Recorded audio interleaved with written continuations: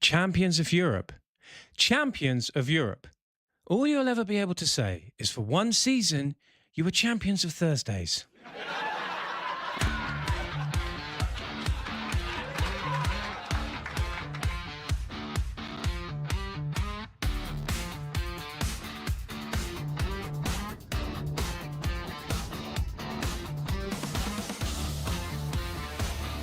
Good morning, good morning, good morning, good morning, good morning, good morning, good morning, good morning, good morning, good morning, Arsenal fans. How are we doing?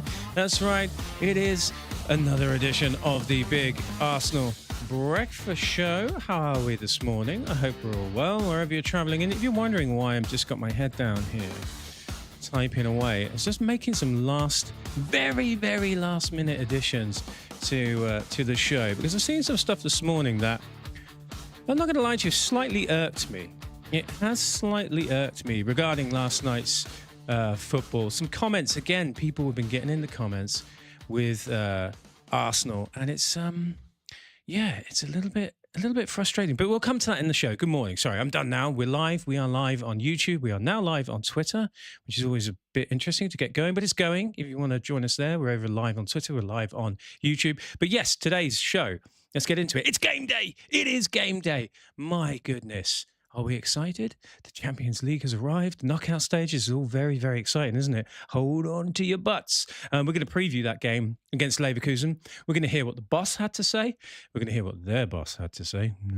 The injury news, the predicted lineups, and of course, as always, your big ass opinions. If you want to get involved in the show, then please do. You know where to find us. We are at Big Ass Breakfast on TikTok. We are at Big Ass Breakfast on Insta, and we are at Big Ass Brekkie on X, and we're on Blue Sky. Cannot be bothered to ever read that one out because it's so ridiculously long.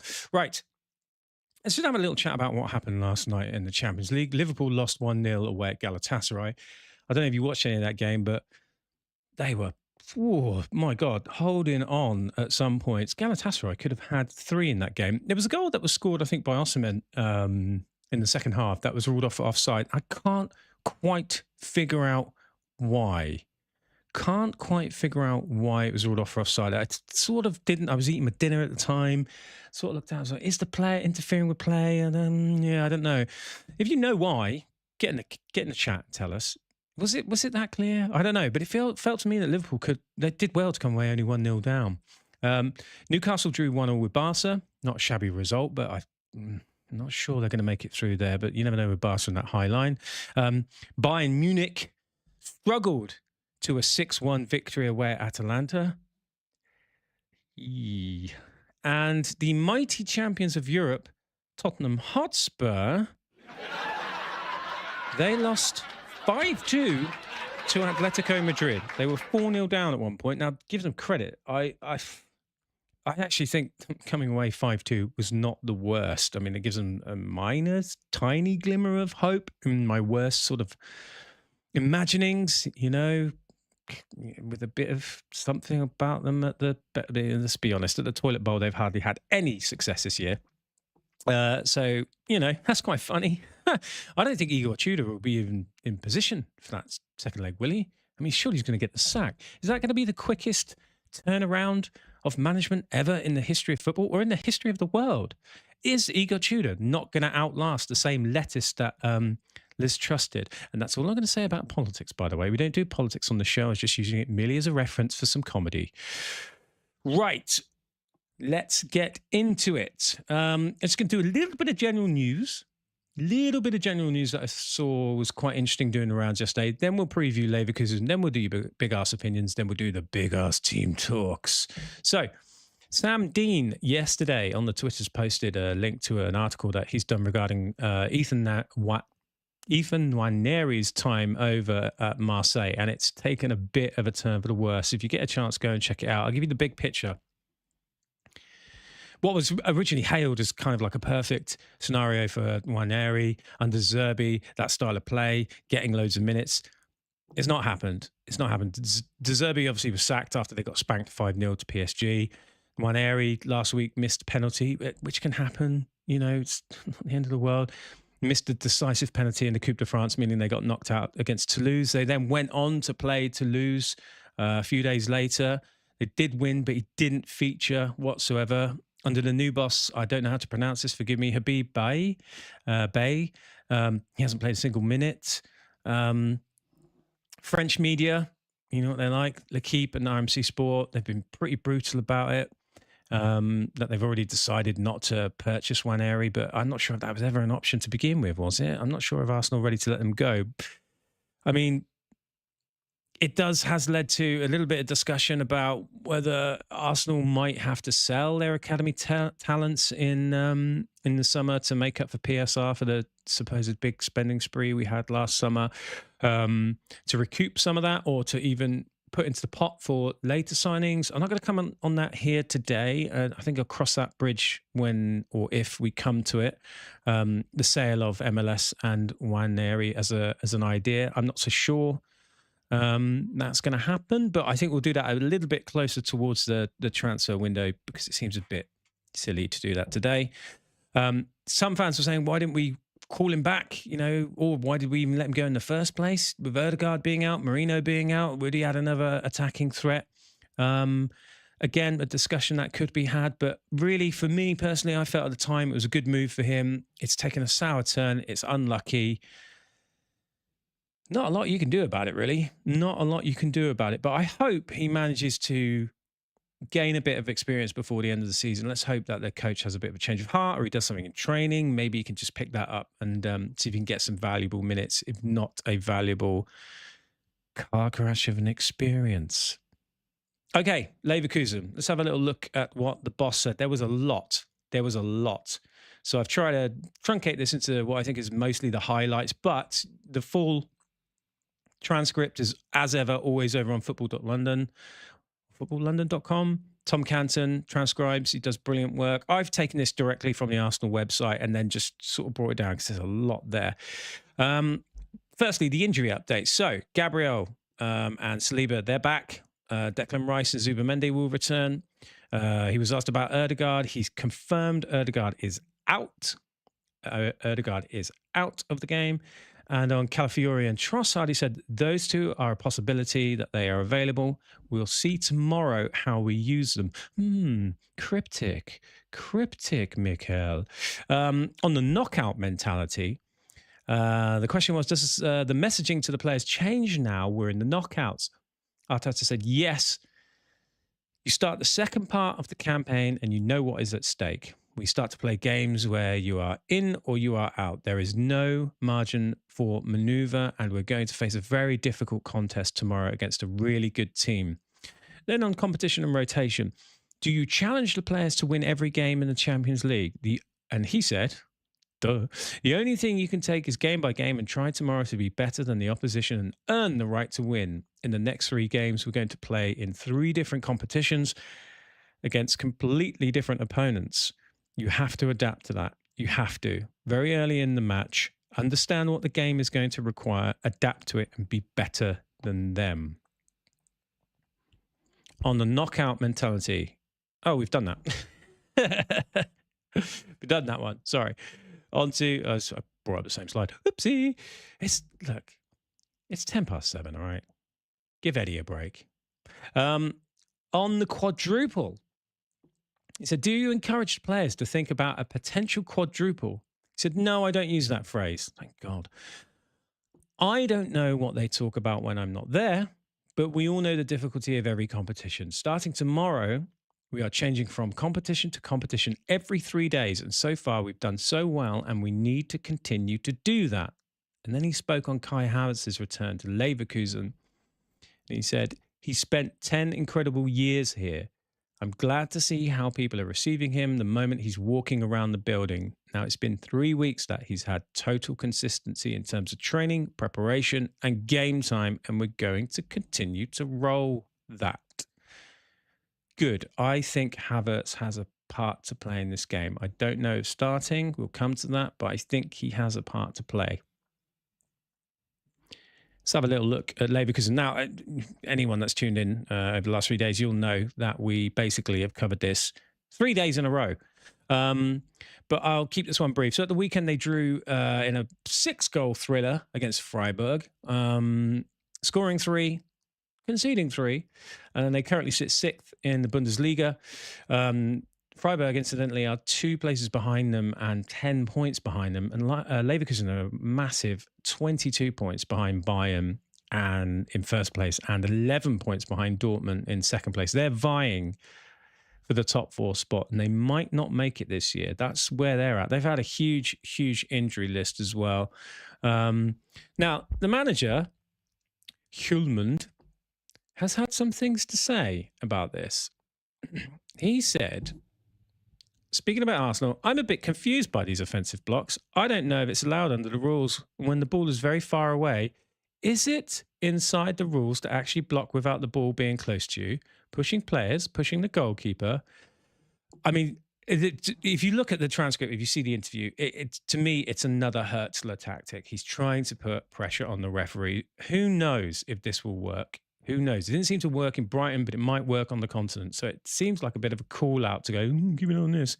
And what's really funny about that, do you know what? I'll come to that. I'm going to come to that in a second. It's really funny, but I'll just go through quickly their injury news. So Patrick Schick is back. He returned to training today.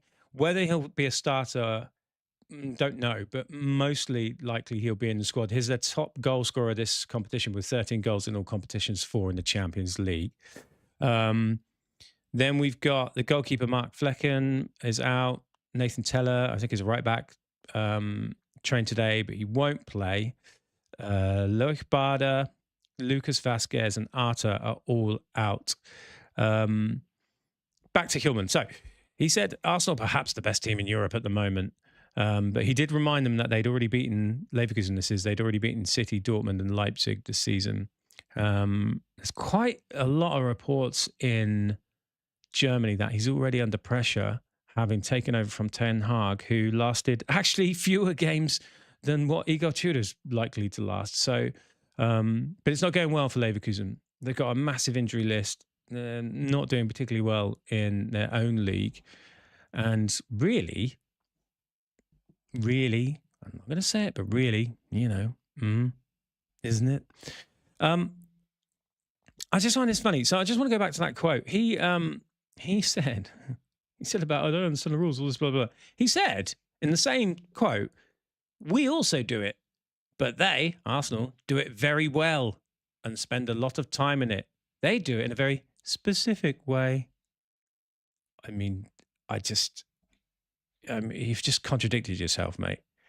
You've just contradicted yourself. And speaking of massive contradictions, this was a late addition to the show this morning. When I got up, I saw this. Peter Schmeichel has been at it again. He cannot leave us alone. If there's ever a bigger stan in the world than Peter Schmeichel, please tell me. He is obsessed. Have a listen to what he said after the buy-in game last night about Arsenal. But it's good to see this kind of football. Exactly. One second. But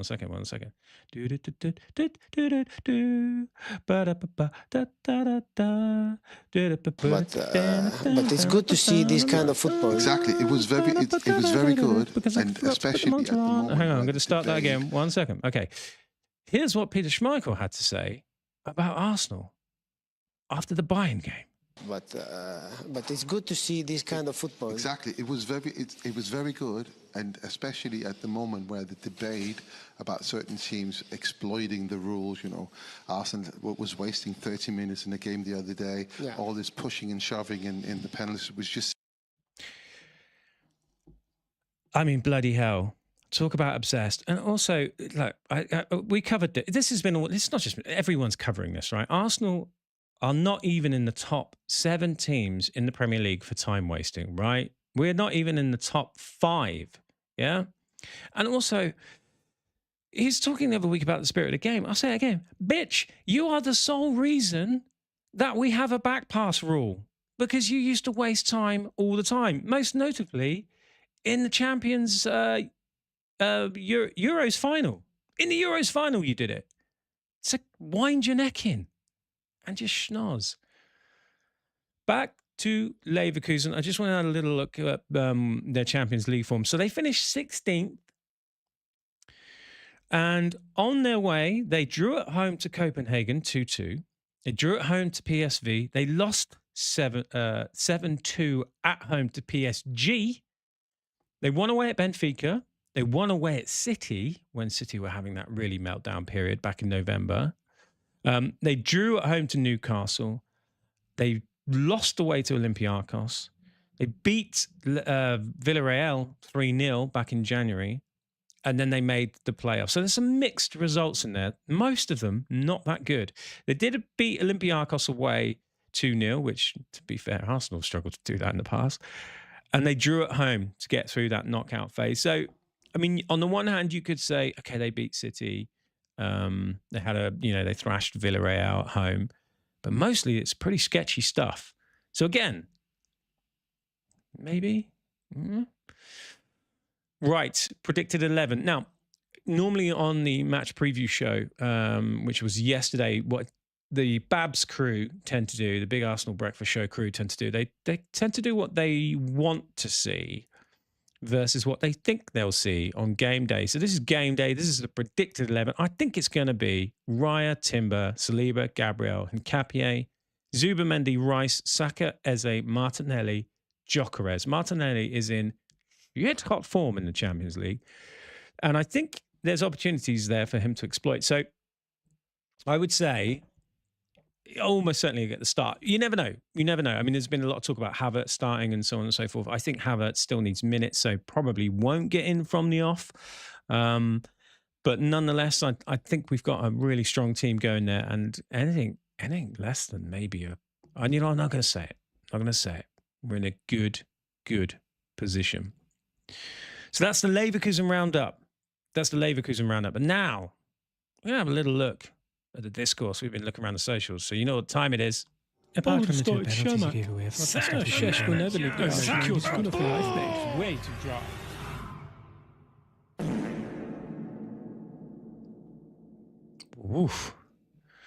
Woof. That's right, ladies and gentlemen. The sound of that absolute stinky air biscuit means only one thing. It is time for Big Ass Opinions, and I have been looking around the interwebs last night looking for comments because, quite frankly, there's some gold. But also, we want you to get your comments in. Okay, we've only been going a week. And I have to say, the support has been brilliant. The comments have been amazing. People following, getting involved with all sorts of stuff, but not actually coming to the show. Come to the show. And when I say not coming to the show, I mean not getting your comments in on the show. If you want your comments in, get in contact at Big Ass Breakfast on TikTok, at Big Ass Breakfast on Insta, and at Big Ass Brecky on X. We're also on Blue Sky. Some people have emailed. Some people like it old school. That's cool. Show at bigarsenalbreakfast.com. But yeah, we want your opinions. We want your team talks. We want your ideas. We want your thoughts. We want your love. No, we don't need your love. No, we need a bit of love. But nonetheless, get involved. So let's have a little look. Clive Palmer, man, that guy is just... I might have to... I reckon I could get a little Clive Palmer shrine right up here on the wall by this Arsenal badge, because the guy is... It's like the Godfather, isn't he, or something, without all the threats of violence. He said, finding it quite amusing watching Liverpool and their attention to detail on set pieces. Football, eh? When you need a goal, what will you do to get one? All this pearl clutching recently will be exposed as the stakes get higher. It's just football, mate. Amen, Clive. I found this quite funny on that note as well from a chap called Zach at Modern Righty. He said, Arne Slot long throw gimmick after ethical football gimmick. I mean, it's like just the hypocrisy is unreal. It's maddening, isn't it? The hypocrisy is maddening. No disrespect to Arne Slot, but like, stop being a bullshit, man. Come on. Also, on the Twitters, Zoe at Red Carpet View said, let's pile up on Arsenal instead of United playing once a month. Ex-champions spent $500 million to battle the Conference League. Chelsea, 400 million in the hole and 20 points off the top. City, 115 charges 3 years ago with no end in sight. Arsenal pay so many people's bills. Gargantuan. Amen, brother. We do get a lot of shit, don't we? We do get a lot of shit. Do I have a fourth one to today? Yeah, Industry Machine. Industry Machine has gone with a predicted lineup, which I thought was quite cool. I'm all in for this one. He said, or she said, till the end of the season, for me, he wants to see Raya, Timber, Saliba, Gabriel, Hincapié, Zubimendi, Rice, Havertz, then Saka, Gyökeres, Eze. Eze on the left, Havertz in behind, Gyökeres and Saka. I like that a lot. I'd love to see that. I'm with you, Industry Machine. You just keep churning. You use that Industry Machine to churn out good takes like that. I'm with that. I like that a lot. And then one last big ass opinion of the day comes from Martin Keown. I found this really, really funny when he was talking on Talk Shite yesterday. He had a bit of a pop at Pardew. Listen to this. Pardew, I mean, Alan Pardew's brand new to this. He's acting like a schoolboy, isn't he? Saying there should be an asterisk next to. Yes, it's silly, isn't it? Yeah. I mean, unbelievable. Let's hope he gets better at this, by the way. Let's hope what? He gets better at it. Ooh, zing, zing, zing, zing, zing, zing. Pop open a tube of zingles. Oh my God, who's the Lord of the Zings? That's right, it's Martin Keown, Lord of the Zings. Oh, the Zingle ladies. Oh, the Zingle ladies. Yeah, I thought that was funny. Well done, Martin. And people say he's so dry and he has no sense of humour. I don't know, I thought it was quite funny. Pardew in the mud. Right. Instant karma take of the day, peeps. Pardew, I mean, Alan Pardew's brand new to this. He's acting like a schoolboy. Instant karma take of the day.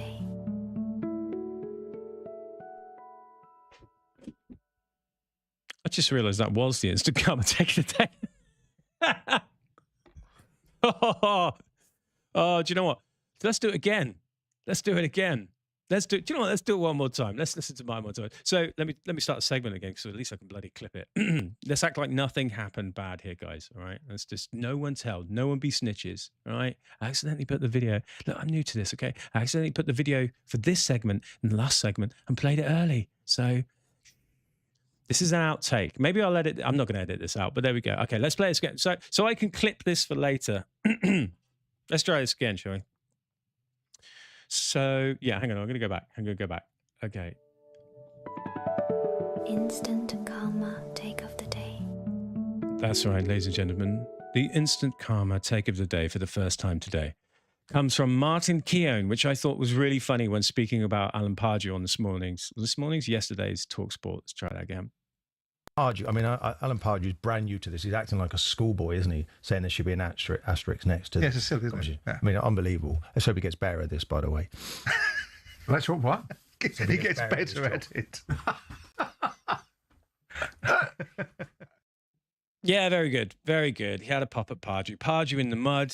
And yeah, it was good. It was good. I thought it was funny. People say that Martin Keown's too serious. He's not a funny guy. I thought that was funny. Right. Ladies and gents, it is that time. It is game day. So we've got your big ass team talks. Get it on the deck. The inverted wingbacks need to occupy the half space to create a numerical overload in the central pivot.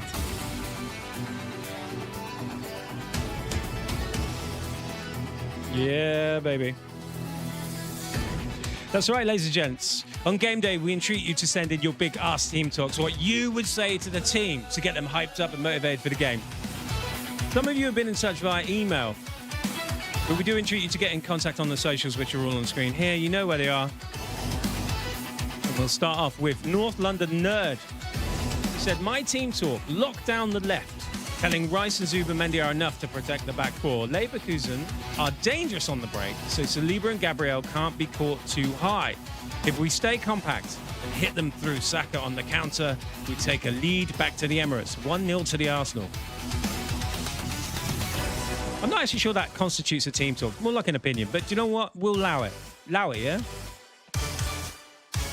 Saka and a side of chips says, forget the stats. My team talk is all about Kai Havertz. He's back at his old stomping ground, and you just know he's destined to score. Also, Hincapié playing against the club that loaned him to us. The script is written. We don't need tactics. We just need the return of the X-Energy. 2-1 Gunners. Havertz with the winner. I'll take it, man. I'll take that every day. And then the last one, the Highbury Ghost. Go in contact. He said his team talk would be no respect.